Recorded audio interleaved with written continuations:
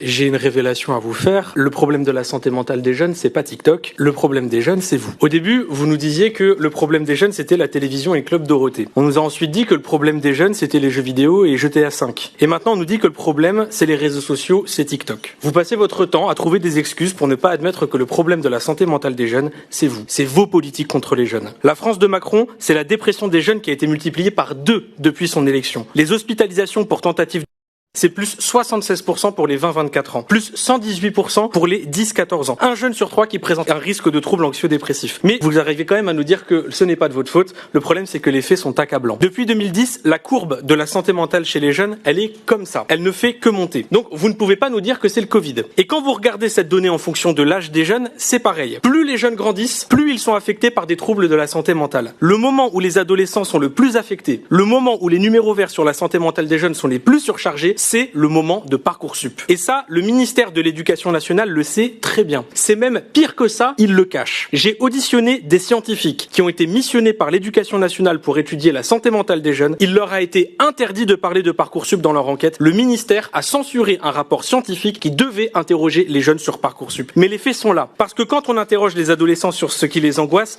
ils disent ça. Notes, avenir, cours, études. Et vous voyez, il y a même Parcoursup qui est marqué juste ici. Quand on interroge les jeunes, je ne vois pas marqué TikTok. Je vois marqué bilan des politiques d'Emmanuel Macron et de Gabriel Attal. Parce que quand on est lycéen à 40 dans une classe, où les professeurs absents ne sont pas remplacés, et quand on sait que c'est un algorithme qui va définir le reste de notre vie sur la base du contrôle de la veille, oui, ça affecte la santé mentale. Quand on est étudiant, qu'on travaille à côté de ses études, qu'on a 100 € de bourse, qu'elle est même pas indexée sur l'inflation, qu'on a un budget de 700 € par mois pour vivre dans des villes où le loyer est à plus de 1000 € pour un studio, qu'on doit faire une croix sur les activités culturelles, qu'on voit pas ses amis parce qu'on a à peine de quoi s'acheter à manger, bien sûr que ça affecte la santé mentale et ça concerne des millions d'étudiants, c'est un phénomène de masse. Quand on est un étudiant qui doit trouver un stage dans un pays avec 20% de chômage des jeunes et qu'on peut pas avoir de diplôme si on trouve pas son alternance, ça rend fou. Et en plus, c'est pas vos gosses qu'on envoie en alternance. Ils ont pas papa et maman pour faire marcher le réseau. C'est encore plus dur d'être recruté quand on est noir ou arabe.